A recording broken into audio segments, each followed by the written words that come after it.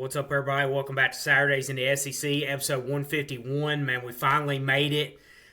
College football game week, week one. We're recording this on Monday night, and to be honest, it was definitely easier to roll out of bed this morning knowing we got college football at the end of the week. It's been a quick summer in some aspects, but it's always a long time from the college football season ending to get back to this point. Feels like a long journey, a lot longer than what the season actually is. So just super excited to be back. We're got a loaded podcast tonight, doing the last set of previews for 2025 with Texas A&M and Vandy. Then we're going to hop into some week one previews as well. An absolute loaded week one slate. The best I can ever remember. I mean, I'd have to go back and look, but I think it's the best we've seen maybe ever. So many unknowns. I feel like a lot of these games could go a variety of different ways, and we'll get into that later on in the show. But going to jump right in with Texas A&M, a team that I've really been looking forward to talking about for a while now. Obviously, a pretty successful year one under Mike Elko. 8-5, didn't finish the way they wanted to, finishing 8-5 after a 7-1 start. But the fact that they had playoff implications, SEC title implications, going into that last game against Texas, they end up losing at home. Was disappointing, and then losing in the bowl game. So not the finish they hoped for. But all in all, a really positive sign year one for Elko. And then you look at the roster going into year two. They're set up really nicely, I think, to be a prime college football playoff contender. A team that I think that's capable of jumping up into that tier one of the SEC with the Georgias, the Texas, the Alabamas, the LSUs. I think they can be in that mix. I think their experience, their talent, year two under this coaching staff, I think they're going to be definitely a team to watch this year. But what are your thoughts on their roster and kind of the expectations for A&M going into year two with Elko?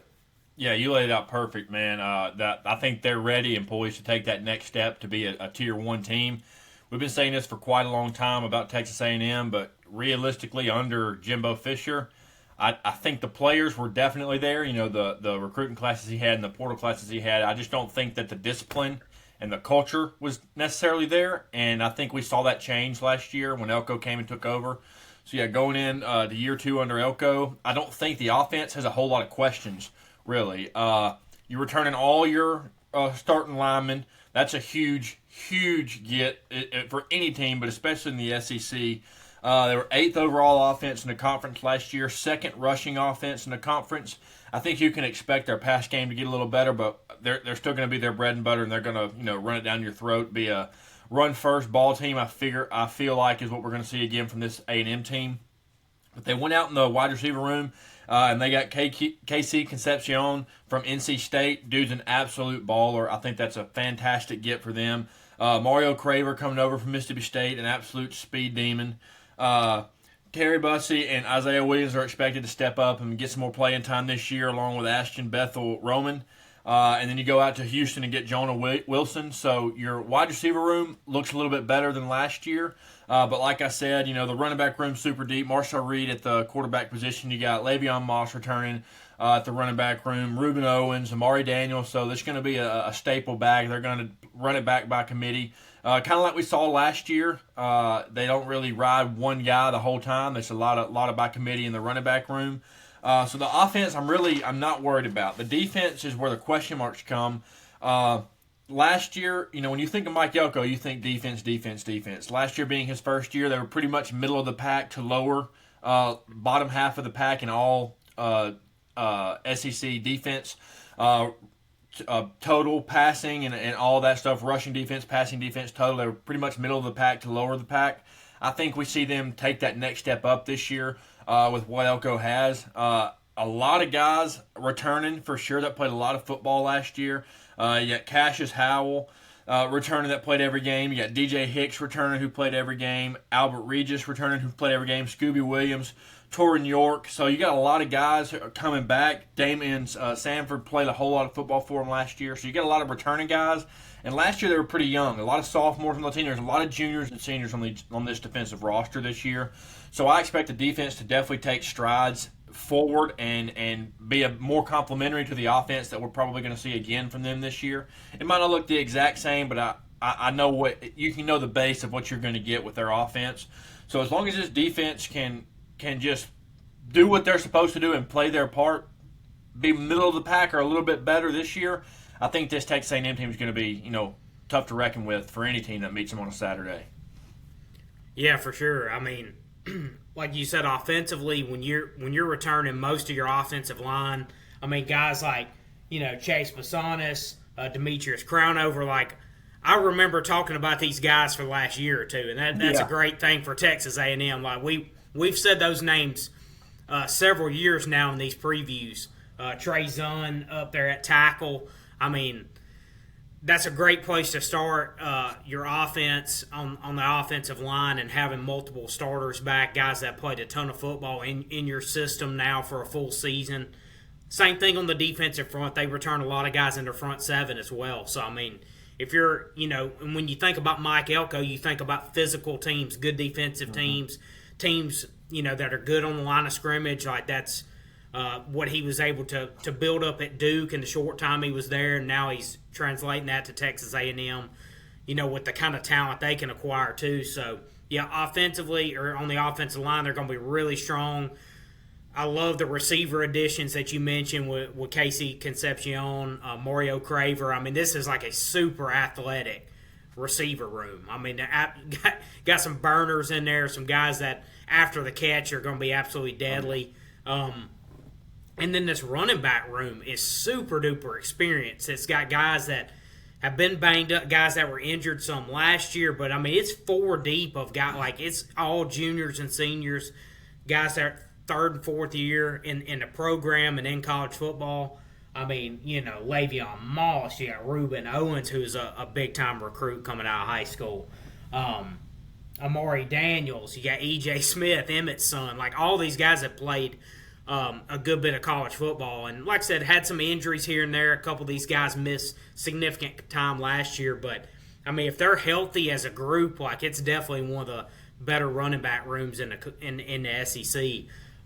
And maybe the country. So, and I'm really curious to see Marcel Reed's development. I think that's the biggest thing for this offense is we know how athletic he is and, had ups and downs as a passer a year ago.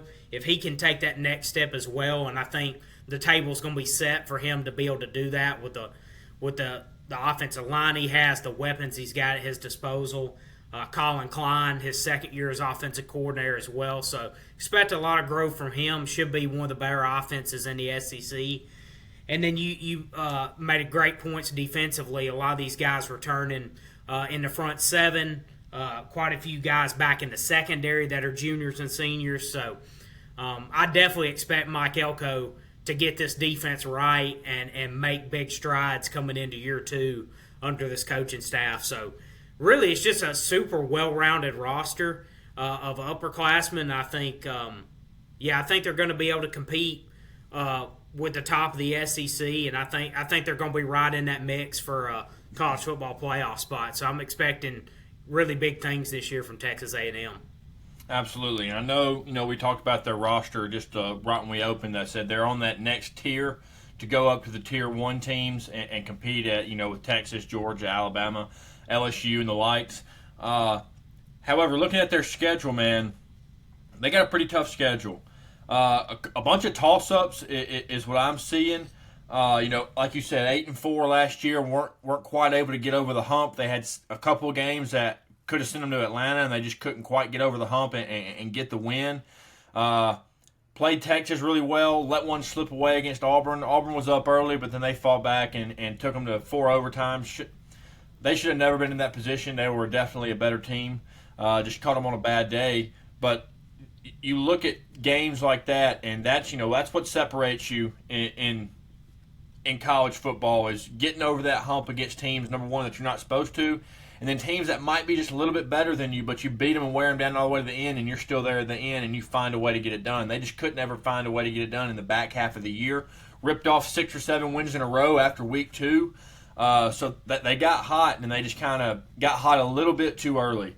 I think we're going to see them take that next step this year, but in the overall win column, I don't know that they're going to get that much better. Maybe one win.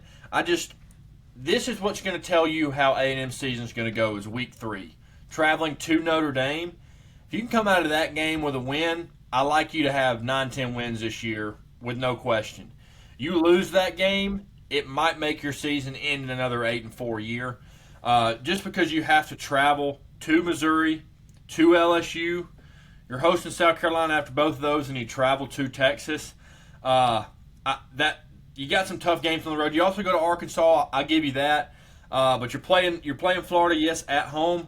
But the places you're having to travel to consistently, you have 3 away games in a row with Arkansas, at LSU, at Missouri.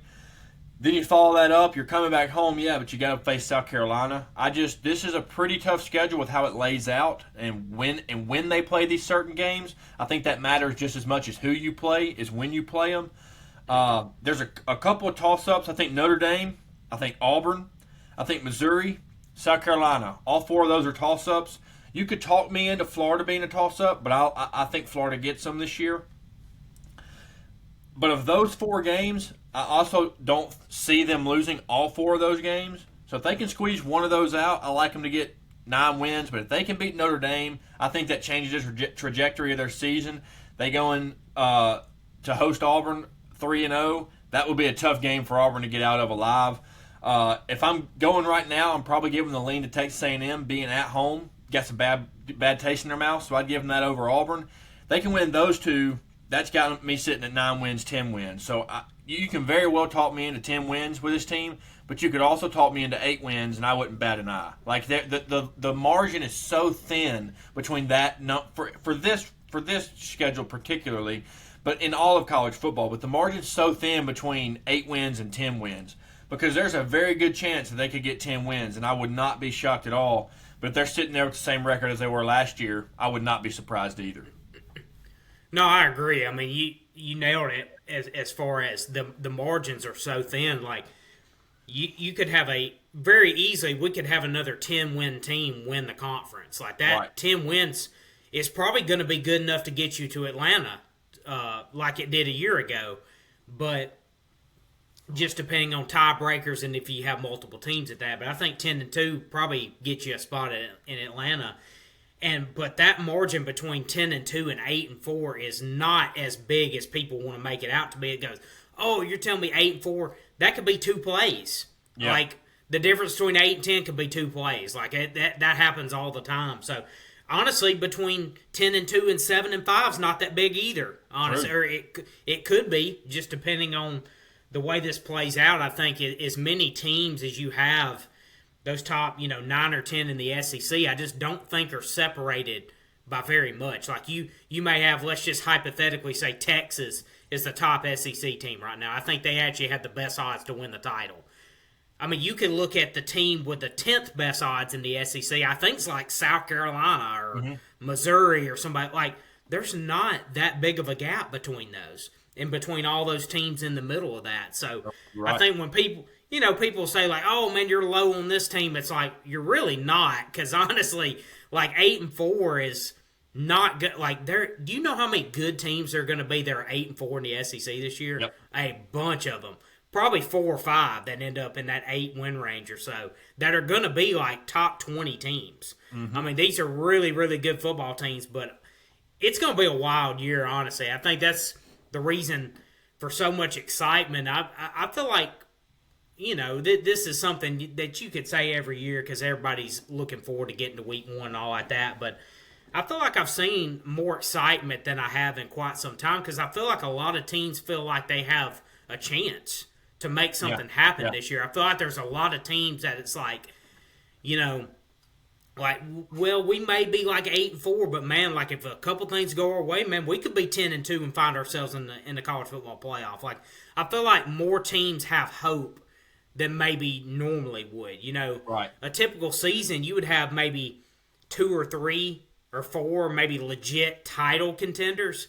I think we have probably 9 or 10 this year that you could legitimately like, hey, if something goes their way, or this certain area of their team clicks, like they could find themselves in Miami at the end of the year. So I think we have more teams that are capable. I think we have more playoff contenders than maybe we had even last year, and obviously in the past. So just a lot of excitement. But I agree with you on the win total. I think there's a decent chance A&M can get to 9-3, and be right on that line of getting in the college football playoff. I will say about their schedule, definitely tough in the second half, just because you have so many road games. From mid-October to the end of the regular season. Five of your first 6 are at home, which is obviously very beneficial. You're playing Notre Dame, them coming off a bye week, but it's so early in the year, I just don't think that probably has a very big advantage in week 3. I mean, Notre Dame's got a bye week in week 2. So with A&M's schedule of UTSA, Utah State, I just don't see that being a huge advantage for Notre Dame. Obviously, it is in South Bend. This is a game I'm really looking forward to seeing the rematch of. I think there's a decent chance A&M can get them. Notre Dame's breaking in the new quarterback with C.J. Carr.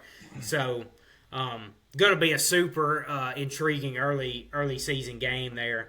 Then you got a bye week before you host Auburn, and then Mississippi State and Florida. So 3 straight home games after a bye. So I think there's a great chance they can start out 5-1, something along those lines.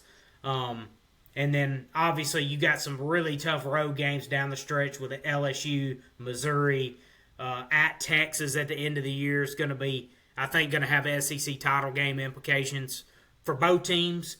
But that South Carolina one's a tricky one, coming off the Missouri game, and South Carolina's coming off a bye. So I think even though you have that at home, that's definitely one you got to be really leery of there. But, yeah, I'm like you. I would say in the 8 or 9 win range as far as regular season goes with this schedule. But I think there's a decent chance they get to 9-3, and I think they're going to be – would not be shocked if that gets them in the college football playoff. But I think they're going to be right there on that line like we saw a year ago with a couple other SEC teams.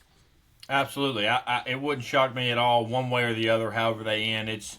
They're one of the teams, kind of like Auburn, kind of like Oklahoma, kind of like Missouri. Whatever happens, I'm not going to be shocked by. Now, you told me Georgia or Texas or Alabama is going to go 8-4, I'm going to be shocked at the end of the year. But a lot of these other teams, if you told me they go 8-4 or 10-2, it would not surprise me one bit either way. However, going down to Nashville, just up the road from me now, I don't feel that that's the case there. I feel like if they go 8-4, I'm going to be shocked. No slight on this team. This is a really tough schedule, and as much as they progressed last year and as many highs as they had last year, they're just not built for a longevity season to be able to play all season and dominate all season. I just don't think their roster is built up with the rest of the SEC. Now, their frontline guys, the guys that are starting and playing, yeah, they're matched up with some other SEC teams. They're just as good, if not better, in some places than certain SEC teams. But as a whole, I just don't see them competing to get to Atlanta. We've all heard Diego Pavia and what he said in the offseason on his podcast, going around on the different podcasts he's been on. He firmly and fully believes that they're going to win the SEC and that they're going to win the national championship. Obviously, that's what you want your quarterback and any player to think. And if he truly believes it, you can tell he does. He's got that, arrogance, that moxie to him a little bit. It's what makes him him. However, believing it and doing it is two different things. I just don't think that they match up well enough. I mean, you don't really have a terrible roster. It's just not – it doesn't go toe-to-toe with every other roster in the SEC. Obviously, you got Diego Pavia coming back at quarterback. You got Cedric Alexander. McKylan Young's coming over from New Mexico State in the running back room. He didn't play last season. Played in 2022, 2023 for New Mexico State. A.J. Newberry's also in that running back room. And then arguably the best player on their team is Eli Stowers, tight end. Really might as well be another receiver is what you should call him. He does a lot of stuff, but he is 100% Vanderbilt's best offensive player when you're talking about just pure talent and size and all of that. You got Cole Spence also in there in the tight end room with him. And then they went into the transfer portal and got some wide receivers to help them out. They didn't get too many guys, but they got a few. They got Trent Hudson, who formerly is of New Mexico State and played at Mississippi State last year. Trey Richardson, a D2 standout at Washburn, had a fantastic year last year. Went to community college out of high school, and then was the player of the year there, and then went to Washburn, which is a Division II school last year, and put up crazy numbers. Big time return specialist.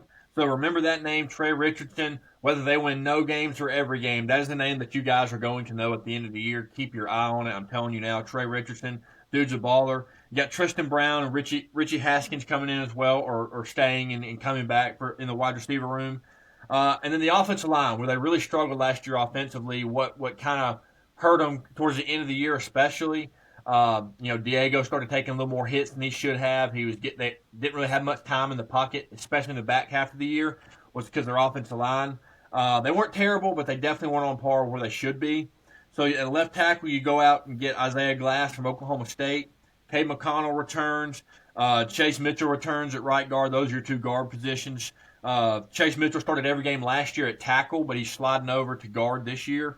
You got Jordan White coming in from Liberty at center, and Bryce Henderson, former South Dakota player, has played a ton of football, has thousands of snaps under his belt. So the offensive line, I believe, is going to be better. It needs to be better, but I believe offensively they're going to be better this year.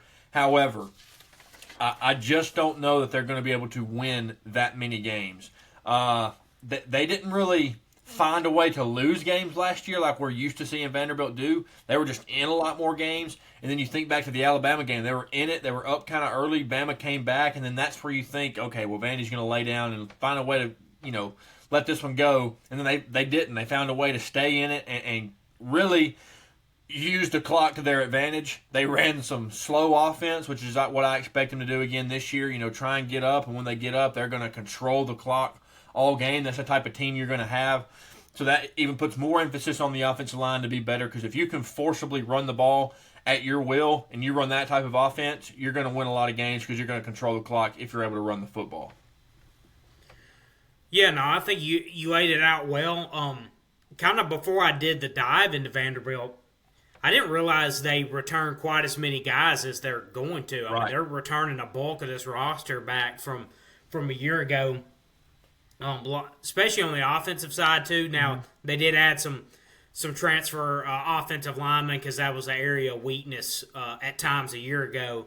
But yeah, I mean the core of your offensive teams coming back with Diego Pavia, Cedric Alexander, Junior Sherrill, Eli Stowers, obviously. So a lot of core pieces coming back.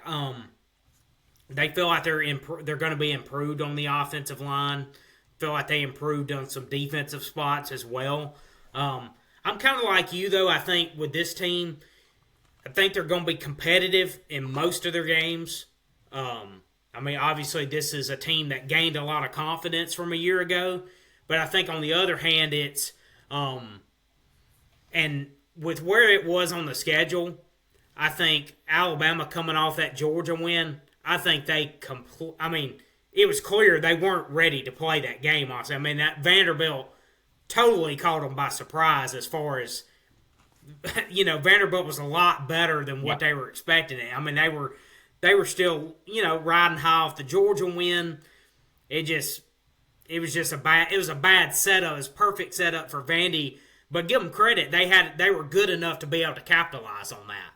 And they had a great game plan and executed it. And held the ball, as you said, for 42 minutes in that game, or almost 43 minutes. So that's the kind of, style of football they want to play. They want to control the clock, and they want to keep the ball out of your offense's hands. But I'm like you. I think overall the roster and the team, I think, is going to be just as good or maybe even better than a year ago. I just think record-wise, I don't see it translating into more than what they did. I think they're going to be about the same. I think that 6-win mark, to me, sounds about right. I think, you could say 5-7, maybe you could say 7-5. Neither one would blow me away at all. I just think they're going to be right around record-wise what they were a year ago, just looking at the schedule. Not a super, not a crazy tough schedule compared to, some teams in the SEC. It's probably rated as, probably bottom third or fourth in the SEC. But you got at Virginia Tech early, who you beat a year ago. You go to South Carolina and you go to Alabama. All those road games are in the first 6 weeks of the season. Then you got, LSU off of bye weeks coming into Nashville. Missouri at Texas. Auburn again, who they beat a year ago. So there are going to be several teams looking for revenge on the schedule that popped them a year ago that maybe they weren't expecting at the beginning of last season. Then you end it with Kentucky and Tennessee. I think they go probably 3-3 in those first 6. I think they probably lose those road games at Virginia Tech. I think Virginia Tech they could get, like they beat them a year ago, wouldn't shock me.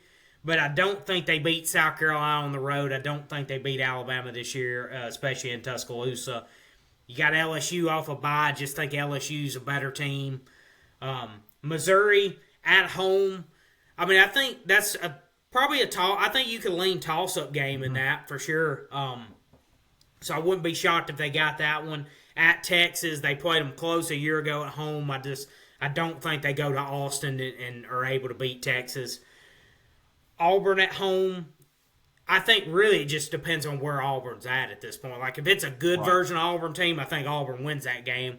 If Auburn goes off the rails early and loses at Baylor or loses 3 or 4 in the first 7 or 8 games, then I think that's more of a toss up. Then you got Kentucky, who. I think that's a winnable game for them for sure. And then at Tennessee, I think, again, depends on what kind of version of Tennessee you get it in November. If their offense, is just not up to standard throughout most of the year, then maybe that's one as well. So, yeah, I think 6 wins. I would put them at 6-6. But I think it's going to be around their production from a year ago. But I think overall roster-wise, I think they're going to be just as good or better with these key returners coming back. But they're going to be a tough out no matter what. Like it's going to be a solid 6-6 team, and if you overlook them again, they can absolutely jump up and beat you. And I think and even at Alabama, at Texas, at South Carolina, they're not going to be an easy out in those games either. Like I think they're going to be competitive. So, I mean, this is I don't want people to think I'm, like, totally down on them or anything. Like, this is still a pretty competitive football team in my eyes. Yeah, for sure. I'm with you 100%. But the thing that you kind of mentioned there at the end, they could sneak up on somebody or they might be overlooked like last year. That ain't happening this year. They're not going to sneak up on anybody. Nobody's overlooking Diego Pavia.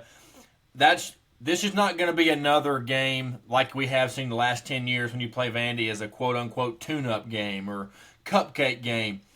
People are going to go into this game locked in, fired up. And outside of the linebacker room, they got some decent guys up front on the defensive side. But outside of the linebacker room, I really don't have a whole lot of confidence in this defense. Linebacker room is stacked. Miles Capers, Brian Longwell, Langston Patterson, Random Fontenette, who is probably their best player on defense, period. And then they got Keanu Coote from Bama. Their linebacker room, that's the anchor of this defense. That's going to run through them. But outside of them, the DB room, big-time question marks there. Is the front going to be able to get a lot of pressure on opposing quarterbacks? That's going to change a lot. I just don't think they're going to sneak in on any team. They're definitely not going to be overlooked. They definitely have the respect of the league now for sure, especially after what they did last year. Yeah. I just don't see them, like I said, roster-wise matching up, but they're not going to catch anybody sleeping this year. It's not going to happen. Teams are going to be absolutely locked in, ready to play them.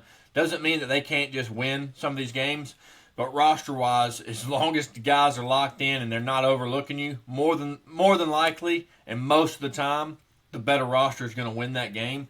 I just don't see them having a better roster than most teams in the SEC that they're playing. I give them, all their out-of-conference games. I think they're going to beat Virginia Tech week 2. They're going to beat Georgia Tech this year. They're not going to get slept on. They're not going to sleep on Georgia State, They're going to beat them this year, I truly believe. I see them having 1, maybe 2 wins in conference. If that's the case, that gives them, if they get 2 wins in conference, that's 6-6 again, winning all their out-of-conference games.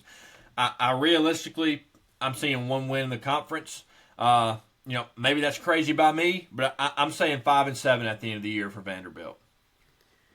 Yeah, I mean, I agree, especially as far as, they're not going to sneak up on anybody for sure. I mean, they definitely have the respect of even the games they lost last year. They were competitive in a lot of them. But the way Diego Pavia, man, he's been talking, which honestly I love. I love adding 100%. Some juice to some of these games. But obviously, when you do that, it puts a bigger target on your back too. And I will say this for sure is, the last time I remember a Vandy player smack talking, Alabama went up there and absolutely boat raced him. So I'm glad that the guy that's talking now actually has some substance behind him. So I will say, at least this guy's done something. Alabama, the last guy. So I will say that. But honestly, I love it, though. I think it adds juice to these games. I love Thomas Castellanos. I love his comments. Any extra juice we can add to these matchups, I'm 100% for that. So I love it, and I'm really curious to see if he can back it up again. I mean, he had a really nice year last year, so we'll see if that can happen again. But I mean, there's going to be a lot of great teams on the schedule to be able to go out and prove it to, and they obviously have a chip on their shoulder. So it'll be exciting to see, what they can accomplish again this year. But I mean, hats are absolutely off to them, though. I mean, to build it like Clark Lea has, to have the season they did a year ago from where they were when he took over, for them to even have a chance to, go to a bowl eligibility and have a chance to maybe build on that a little bit. I mean, my hat's off to them. They've done a fantastic job there. Absolutely. All right, moving into Week 1 previews. We're going to start off with Auburn. They're playing Friday night in Waco. Haven't played Baylor Bears since the 70s. Little Big 12 SEC action going on early to kick off the year. Now, as an Auburn fan, I have talked myself into Auburn's winning this game by 3 touchdowns, and then I've talked myself into Auburn's going to lose this game by double digits. Then I've talked myself into, it's going to come down to a potential last-minute drive. Can Auburn do that? If it comes down to that, I'm probably giving the lean to Baylor. It's at home, experienced quarterback there. I've talked my way in circles around this game, looking into it for the last 3 months. Obviously, the closer you get, the more coverage happens on their team, on your team, out of spring practice and then out of fall camp and things along those lines. So you're hearing all these different headlines, and I truly believe that Auburn's going to win this game, but I don't know if it's going to be by a drastic measure. I think that knowing how Auburn's performed early under Hugh the last few years, it's probably going to be an ugly game. I expect something kind of like Cal, his first season, when it was just an absolutely ugly game, but they found a way to win it at the end. Now, I hope it's not that ugly. I hope they're able to get something going and getting Arnold comfortable back there. However, it would not shock me if Auburn loses this game by double digits either, because their quarterback they have there is an absolute baller. He's been there for a long time. Dave Aranda's got something to prove, just like Hugh Freeze does. His back's against the wall. That Big 12 championship's looming a couple years ago, so the fans aren't as happy. They're like, that's old news. We want to get back there. So I keep talking myself into it back and forth. I obviously have a little fan bias in it, so I want to hear your prediction and what you think you're going to expect in Week 1, because I literally have no idea, because I've talked myself into 10 different directions on this ball game. Yeah, I mean, I wish I could provide a little clarity for you, but this game I am the most torn on of any Week 1 game out there, I think. And it's kind of going to be a theme of these Week 1 previews, and that's to be expected, the start of a new season. But I think just there's so many different variables of outcomes that can happen in a lot of these games, and particularly this one with Auburn and Baylor.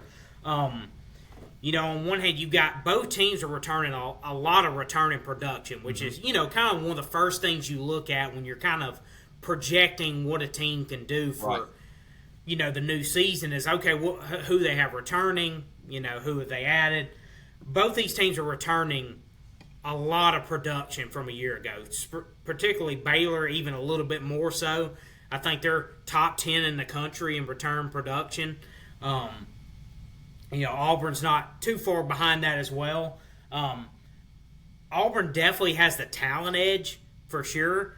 I think both coaches, as you highlighted, have a lot of pressure on both of them. Like this is a huge year for both coaches. I said during the Auburn preview, I think they're under as much pressure as anybody in Week 1 to get a win. Particularly of the SEC teams we covered, maybe out of anybody in the country. Just where the program is. This is year 3 for Hugh Freeze. You've built the roster up over the last couple off seasons, kind of building for this type of season. You went out, you got a quarterback out of the transfer portal. You've got weapons around him offensively. Honestly, it's the game is almost as simple as what version of Jackson Arnold do we get? You know what I mean? And with him, there's going to be ups and downs because you're rebuilding a guy's confidence from a year ago. I mean, that's been highlighted all throughout spring and fall camp. Their main goal is to elevate Jackson Arnold's confidence. They feel like, hey, if we get his confidence rebuilt and back on track, we feel like we've got the pieces around him to go win a lot of games this year. So I feel like the game is almost as simple as what version of Jackson Arnold are we going to get? I think it's probably going to be somewhere in the middle. I think there's going to be some ups and downs. Probably what you're going to see some this season. Being in Waco, obviously it's going to be a tough environment.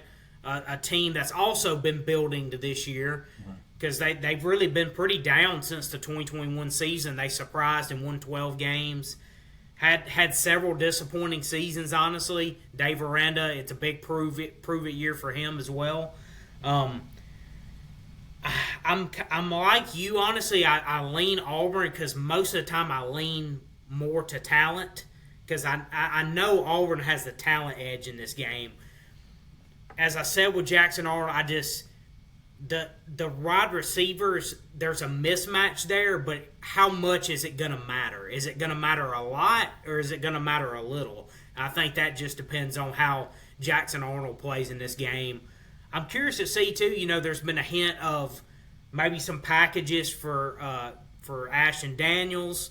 There was talks of I don't see him playing all three, honestly. I kind of curious to get your thoughts on that, but because he left that door open. But I think I'd lean Auburn in this game, but again, I don't have any great feel on it because I just feel like there's such a wide range of outcomes that could happen in this game. It's going to be could be the game of the weekend, honestly, because I just don't know which way it's going to go. My thing is on the question he was asked about.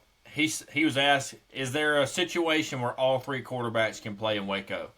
And he simply said, yes. You might as well have dumped gasoline through the whole entire forest of Auburn and set fire to it, because that's what you'd have thought. I mean, with the coverage that had happened, he literally said, yes, there's a situation where that could happen. He didn't say they're all three going to play. So I'm with you. I'm expecting it to be Jackson Arnold, maybe a goal line package for the other two. Highly doubt it. I really hope that there's not a lot of pull and play when you got quarterbacks driving down the field and you're going to pull them out at the goal line. I hate that. Robbie Ashford did that his first year there. When Hugh's first year there, they pull Peyton at the red zone and they put Robbie in, which it worked early, but they were playing some nobodies. I hate that. Leave the same guy in. If he got you there, let him get you all the way there. I think a lot of the questions are going to be answered for Auburn fans in this game, in the sense of, is it Hugh or is it the quarterback? Last year, the last 2 years, Peyton Thorne, I feel like was given a lot of responsibility, and I don't know that he always made the correct play call. There were some RPOs on some certain downs. You think of some second and shorts, some third and shorts where, it's an RPO, but you got Jarquez Hunter that you're handing the ball to. No, I don't care what you're reading. Give it to him to get 2 yards, and you're good. And then reset the sticks. And then I feel like there were some certain situations last year against Oklahoma. RPO, and he pulls it and throws the interception.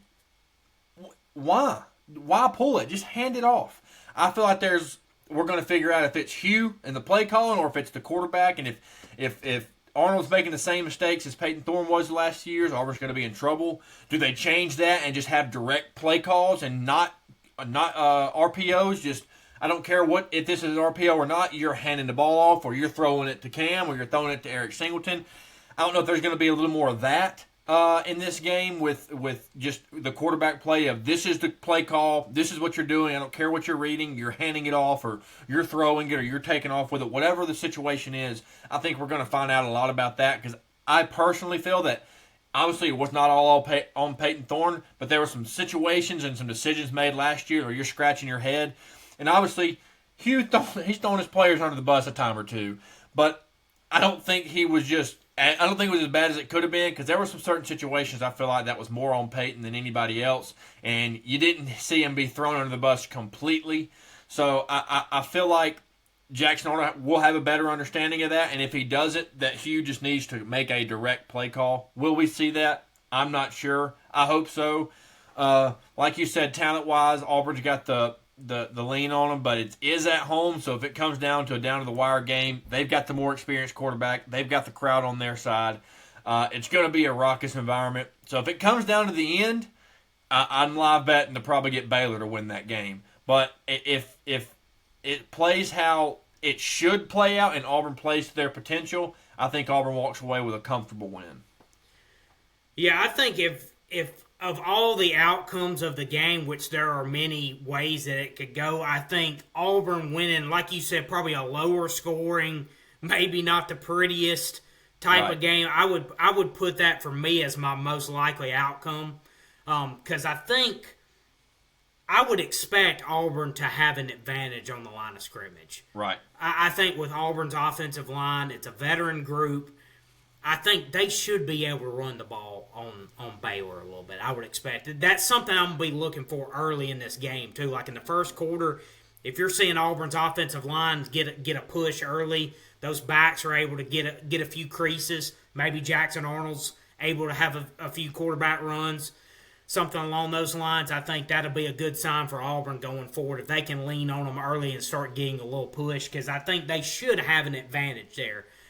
That should be able to open things up for Jackson Arnold because we know they've got some great playmakers on the outside with Cam Coleman, Eric Singleton, that whole crew.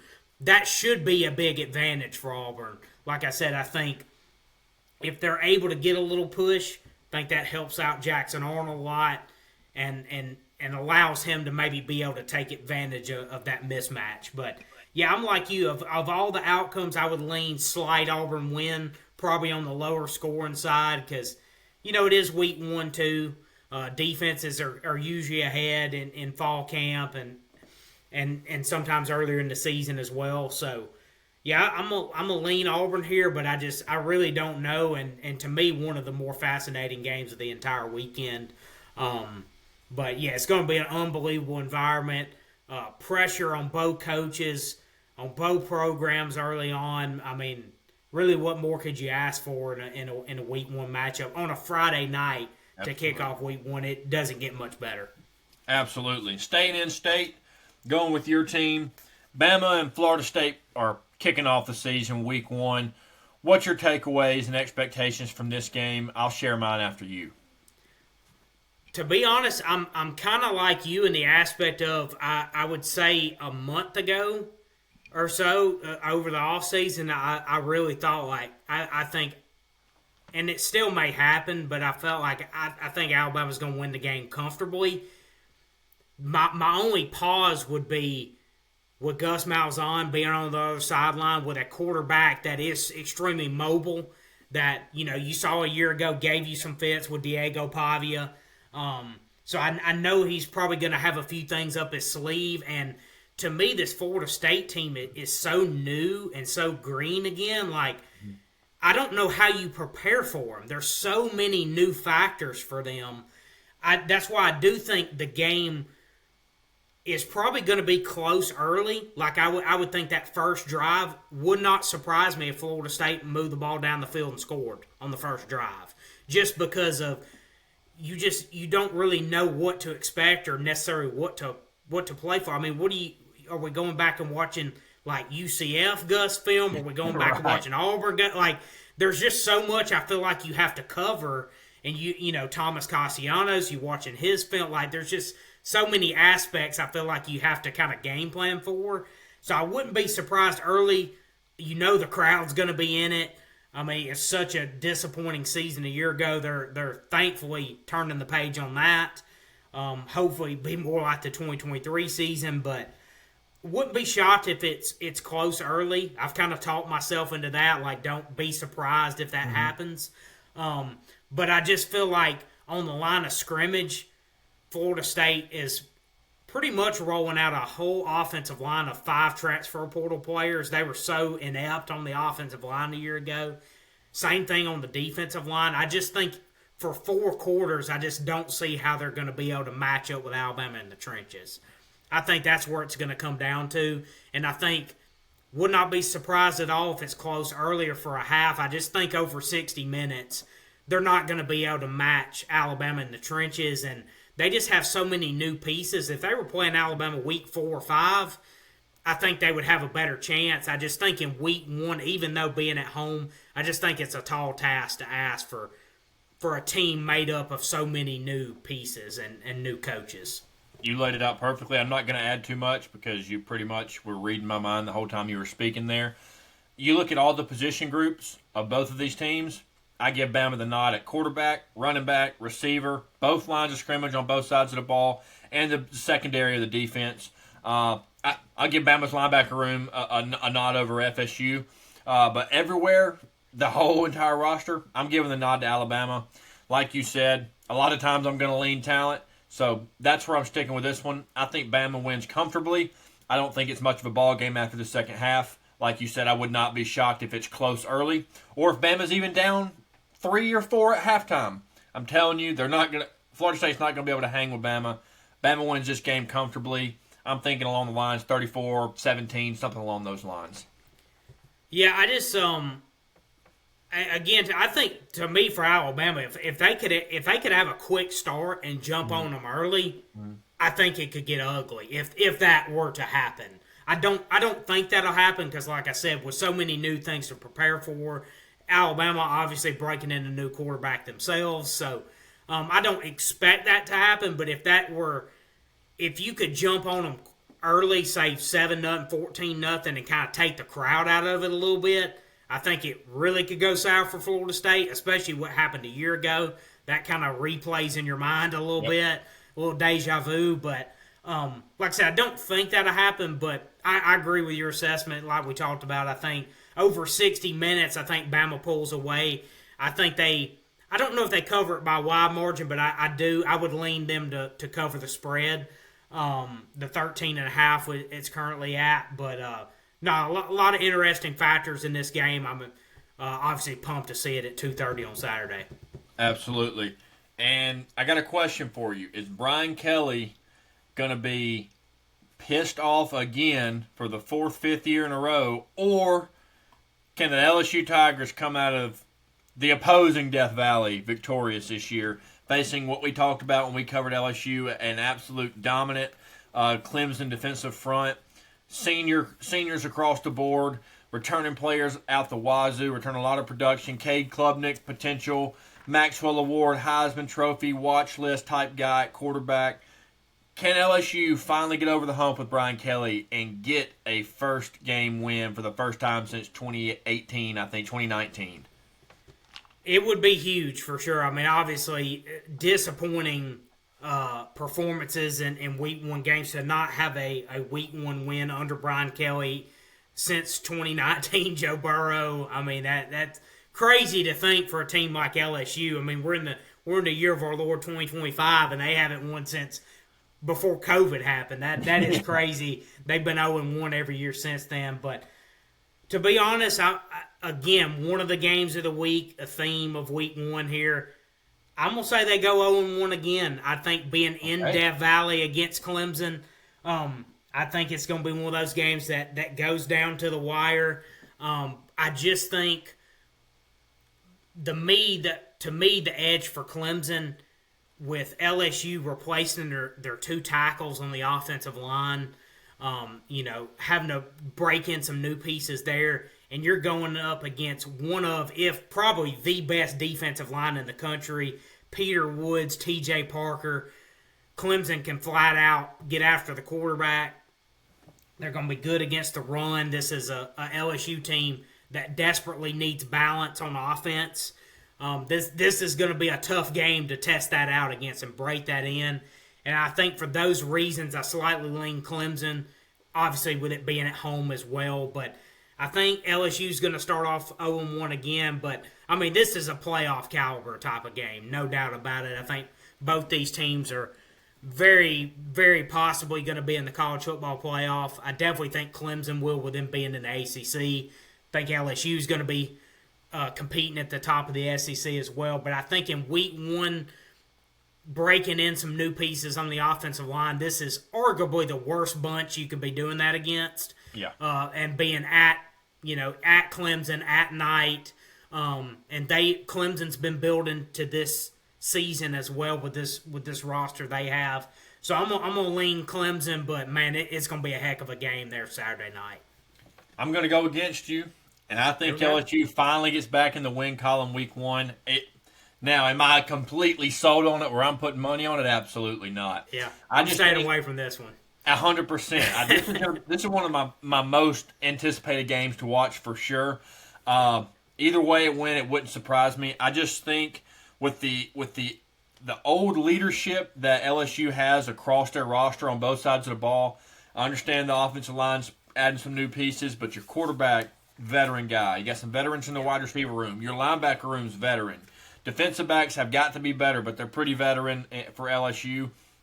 I think they have built up enough talent and enough with their roster that they're going to be able to compete, obviously, in every game, but they're not going into this game, I feel like, with oh, God, we can't lose again. I think the guys that they have, they understand what they're expected to do in their assignments. I don't think the moment's going to be too big for them. I don't think they're going to be out there with the crowd in their head or anything, and I think this is the year that they get over the hump because of the quarterback they have in the backfield and the guys they have in the linebacker room on the defense side of the ball. I think LSU finds a way to get it done. I think that they are potentially the real deal this year.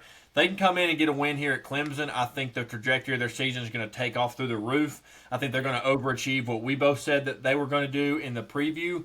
But the more I look into this game, Brian Kelly is a damn good football coach. He's not great in week one, but he's a damn good football coach.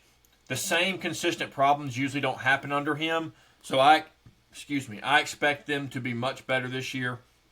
I expect them to come out week one ready to rock and roll. I think LSU gets it done in Death Valley in South Carolina. I really do. I'm bought in on this LSU team, especially in this week one game. I don't know what the line's going back and forth so many times. I have no idea what the line is right now.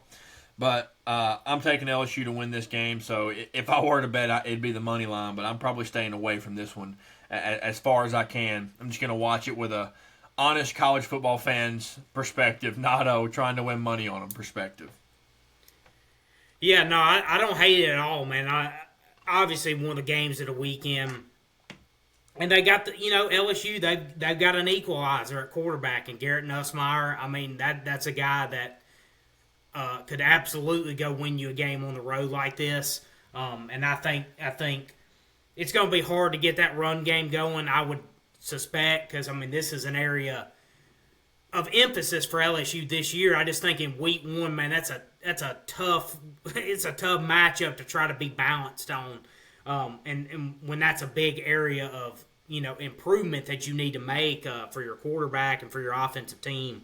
That's a tough group to try to do it against.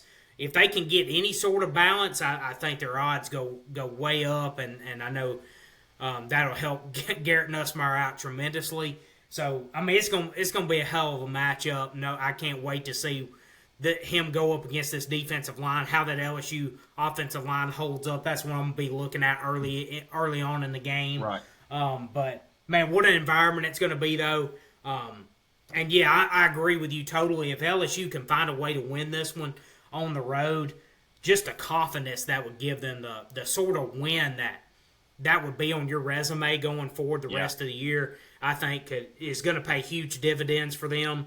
And, this is a Clemson team, win or lose, that's very likely going to be in the college football playoff. That's the favorite in the ACC. So I think it's going to do wonders for both teams, but I think LSU in particular, I think it would, like you said, could change the trajectory of the entire season. Yeah. And obviously there's a lot of pressure on the staff, and to see how much this defense has improved as well. A lot of the reasons that they lost some games last year was turnovers, interceptions from Nussmeier. He's going to be better this year. He's not going to be turning the ball over as much. I don't think that Nussmeier gets them beat in many games or any games this year. He's going to be so much better. He was potentially going to the NFL draft last year. Like the guy can play. He's going to cut out his mistakes. I just think that they're victorious over Clemson because he's not going to give Clemson an extra chance to win the ball game. He's not going to give things away. If he can just keep the turnovers down, things happen sometimes. But if he cannot consistently turn the ball over and kill the momentum when he has it, which I don't expect him to do, that's why I think they're going to win. Because quarterbacks, you look at their first year starting to second year starting, especially in the SEC, there's big time progress made. So I expect the quarterback to be the big reason of why this game is won by LSU. But I'm going to skip a game, and then I'd like to cover it preferably last. But Miami Notre Dame, I'm excited for that game. Don't really know what to expect from either of these teams. Both of them are new quarterbacks. A lot of question marks with some newer faces around there on these programs. Still, obviously, these two programs are going to be competing for a playoff spot with the type of roster that they've built over the years. I am excited to get your thoughts on what this game's going to bring to us this Saturday. Yeah, I mean, honestly, I don't have, really a ton of expectations. I haven't really dove into either team, super deeply like we have some of these SEC teams. But, yeah, a lot of intriguing storylines to me, though. Like you said, two new quarterbacks on both sides. C.J. Carr starting for Notre Dame. Obviously, Carson Beck now at Miami. Going to be fascinating to watch for sure. I mean, another top 10 matchup. To me, I'm curious to see how much better Miami's defense is from a year ago. Because, I mean, this was a team that had Cam Ward, the number 1 overall pick in the NFL draft, and could not supply him a defense at all. I mean, it just could not stop anything a year ago. So I'm curious to see. And I think this will be a good test of the kind of strides they've made on the defensive side of the ball. Obviously, Notre Dame, can they repeat, last year and go into the national championship game? Very curious to see what they look like. And I think this is actually a pretty good, test for Miami's defense early because I think they're going to ease C.J. Carr into this. I don't think they're probably going to kind of have his plate a little bit lighter in this week 1 game on the road. So I think it'll be a good test for Miami to kind of see where they're at. So, I don't really have a pick on this game or anything. I'm just going to be watching just from a fan perspective. But to me, the storyline's how much better is Miami's defense, and then the quarterback for Notre Dame, kind of seeing how they ease him in offensively. That's the matchup for me to watch. But if they can supply Carson Beck with any sort of better defense than Cam Ward had, I think this Miami team's going to be able to make some noise again. Absolutely. I'm with you 100%. We'll get a couple more games. Syracuse going to Tennessee. What's your expectations there with Aguilar running point for Tennessee? Yeah, I mean, we talked about this a little bit before we started recording, and I haven't heard hardly anything about this game. This is, even though it's a, Actually, it's not Mercedes-Benz. It's a neutral site. That's on me, guys. It's a neutral site game. So, I mean, this is a game that really hasn't been talked about so much. I mean, we have such a loaded week 1 slate. I can see how some games will get lost in the shuffle, but I feel like this is one that has. And, I'm really intrigued to see what this Tennessee offense looks like under Joey Aguilar. Had some issues with some turnovers at times in the past. So, and Josh Heupel's quarterbacks have notoriously not turned the football over. Right. So I want to see what kind of magic he can work with him. Is it this scheme that can kind of hide some of these turnovers, or is it just on the quarterback? Is it more quarterback centric? I'm really curious to see what this offense looks like looks like with him at the helm.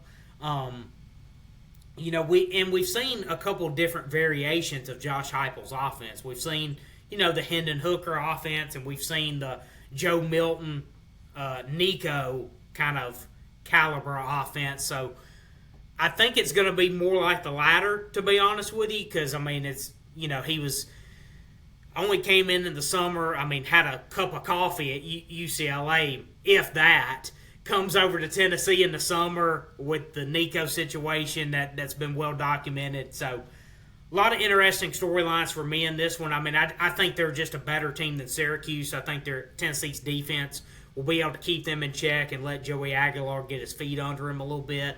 Don't have a pick on the line. It's about a 2-touchdown spread, so I have no idea in regards to that. But I do think Tennessee wins. I'm really curious to see this one at 11 a.m. Saturday. And then another game, Sunday night kickoff. South Carolina takes on Virginia Tech. The son is taking on the father's old stomping grounds. Yeah. Shane Beamer at South Carolina taking on the program his dad built. I think that's a really cool headline in and of itself. Also played at Mercedes-Benz Stadium.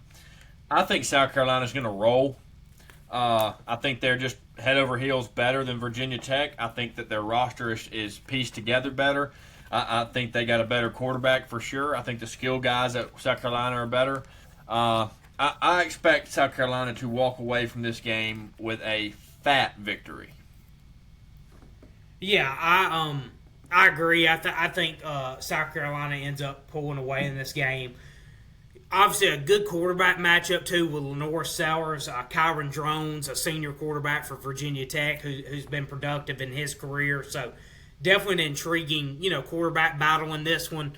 But I agree with you. I think South Carolina is just going to be too much. But to me, in this game, I'm really curious to see the South Carolina receivers. They've got Nick Harbor, who was a big-time recruit coming out of high school, one of the fastest players in college football, big playability. But some of the other pieces are after him, like those are the guys I want to see.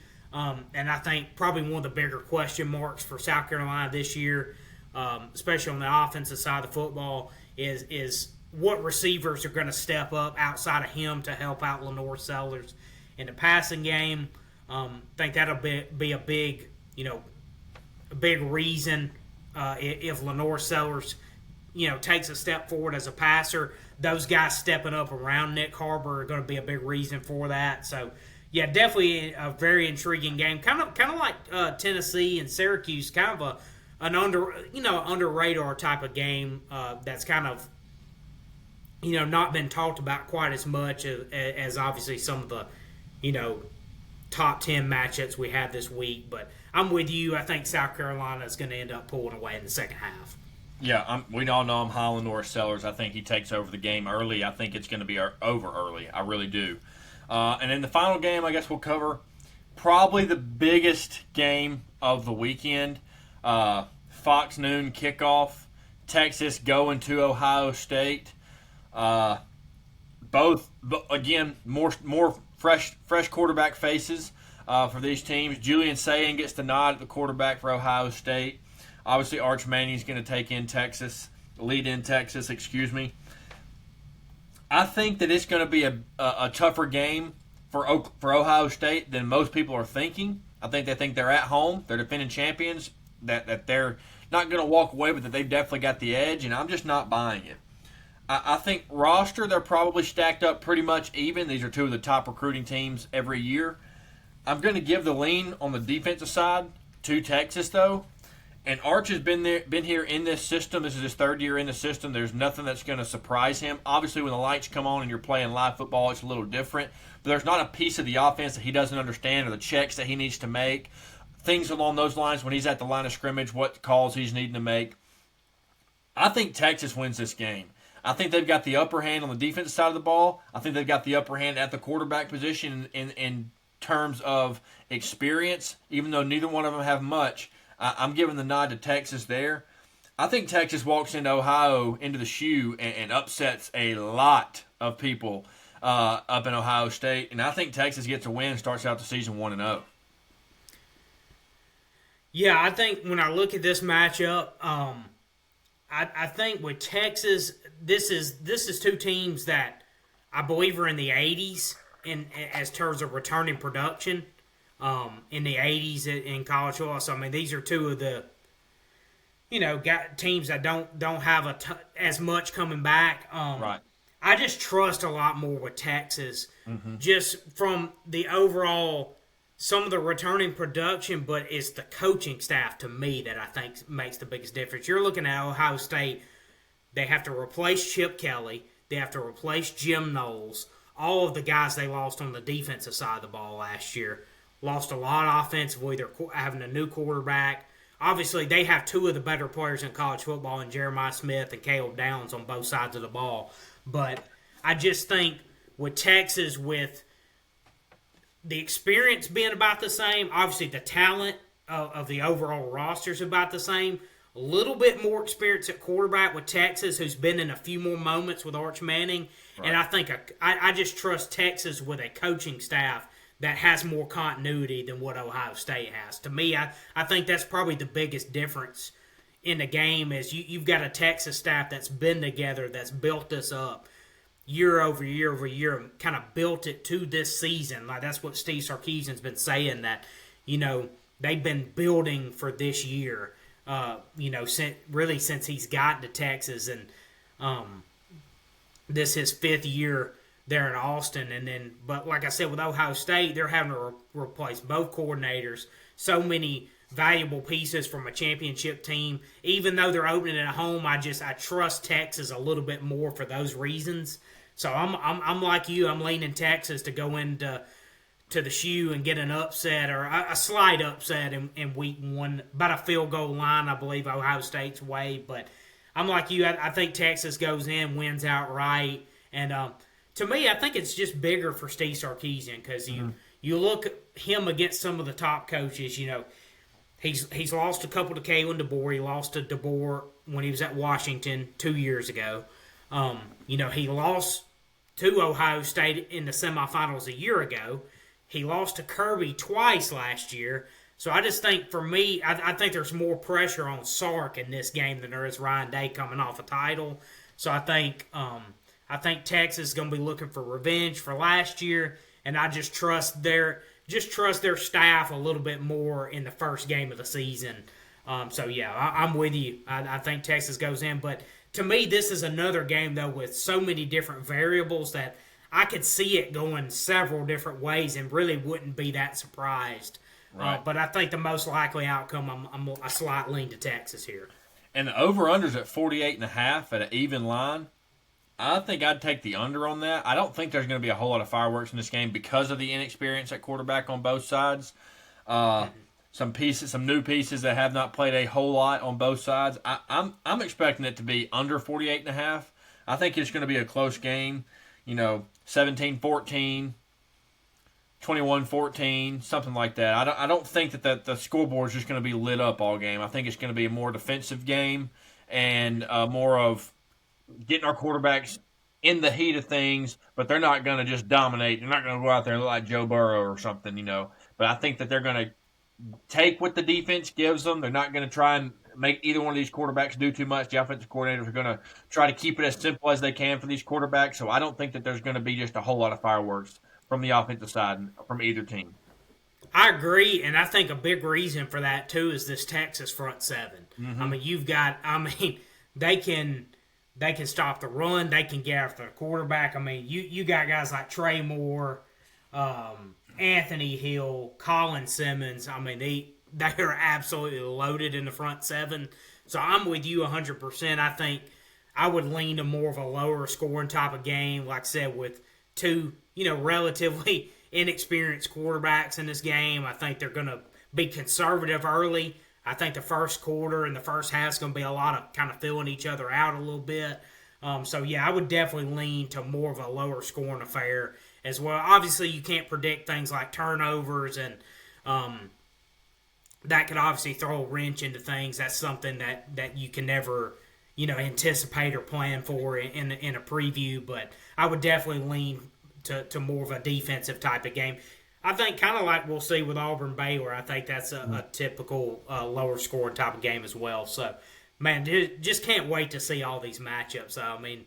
I don't know what much more you could ask for in week one of college football season. And to be honest with you, the other weeks are not too bad themselves. I mean, Yeah. we're gonna have a lot of weeks that are pretty similar to this. Honestly, it's gonna be an amazing season. I think. I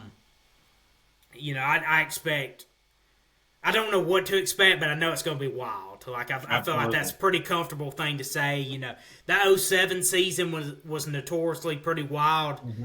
I wouldn't be shocked if we got something similar to that this year. I think it's going to be like last year, just up another notch or two. Honestly, I'm just so excited. We're here at game week and we're back, and man, that's the beautiful thing of week 1 too. It's just the start of it. Like this is just the start of what our weekends are going to be like for the foreseeable future. So just get us to the end of the week, is all I can say. Absolutely. Give me the Thursday. I'm happy. We got football Thursday Hey, too. You get me to Friday evening, I'm gonna sit my happy rear on the couch, drink a couple cold beverages, eat a hot dog or two, watch some college football, and that's gonna be my life for the next 4.5 months. So man, I just pumped we're back. If you don't have anything else to add, we appreciate everyone tuning in for the preview series leading up to the season. We had a lot of fun doing that again this year. Yes. Be sure to follow us on TikTok. Again, we're getting a lot of traffic over there, and really appreciate all your guys' comments and feedback. Same thing with the YouTube channel. Be sure to like and subscribe. Saturdays in the SEC. We're on Spotify. Again, over the last several weeks with our new software, that's been really helpful for us, and hopefully provide a much better product for you guys. And just appreciate all your support, and get ready and get geared up for what's going to be a really fun and really exciting college football season. Absolutely. Can't wait. We finally made it. The hard time's over. Light at the end of the tunnel. We will see y'all next episode. Thank you, guys.